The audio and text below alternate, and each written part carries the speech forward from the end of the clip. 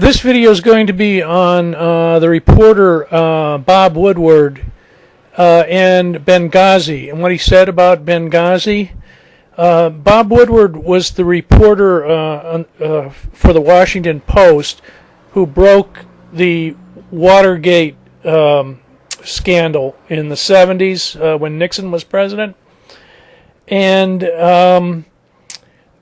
Bob Woodward said that Bob Woodward just said about Benghazi that he thinks he has to go back to the Watergate scandal to get a similar level of lying or deceit by President Obama, and so he's basically comparing the Benghazi incident with Watergate, which is.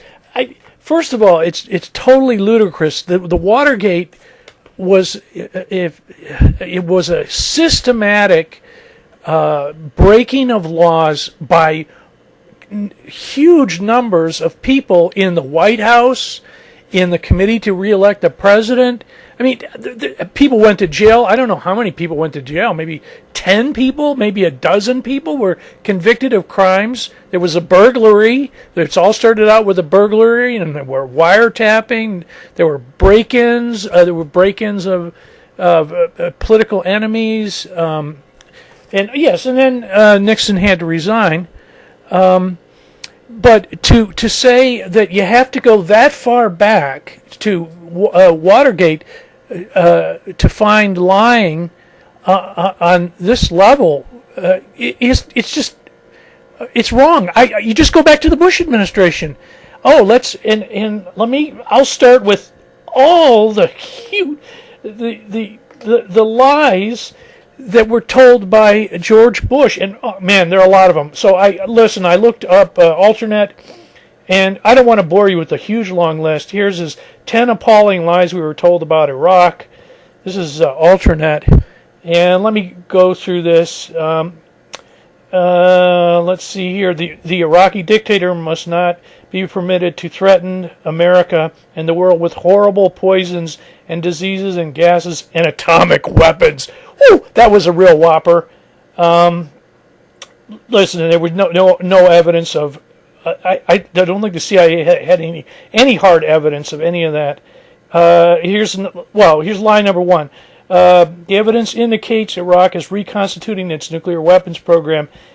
Iraq has attempted to purchase high-strength aluminum tubes, another whopper, and other equipment needed for gas centrifuges, which are used to enrich uranium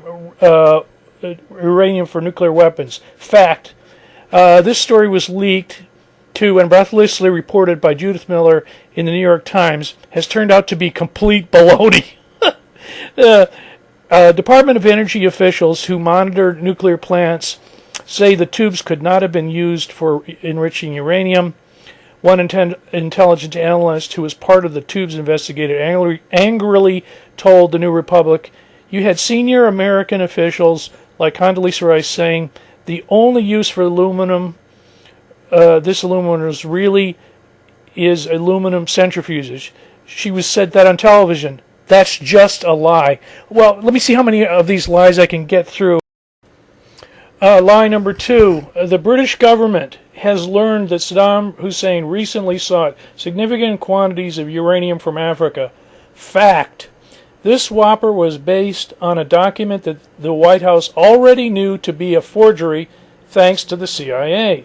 Sold to Italian intelligence by some hustler, the document carried signatures of an official who had been out of office for 10 years and referenced a constitution that was no longer in effect.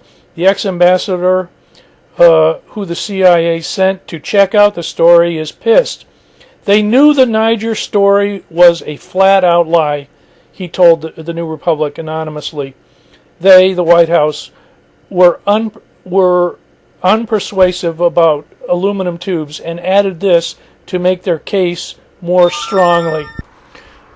Lie number 3. We believe Saddam has, in fact, reconstituted nuclear weapons. That's Vice President Cheney on Meet the Press. Fact. There was and is absolutely zero basis for this statement. CIA reports up through 2002 show no evidence of an Iraqi nuclear weapons program. Can I get in one more? Line number 4. The CIA possesses solid reporting of senior level contacts between Iraq and Al-Qaeda going back a decade. That was George Tenet. Fact, intelligence agencies knew of tentative contacts between Saddam and Al-Qaeda in the early 90s, but found no proof of a continuing relationship. In other words, by tweaking the language, Tenet and Bush spun the intelligence 180 degrees to say exactly the opposite of what it suggested. And there's how much more lies here. Another lie.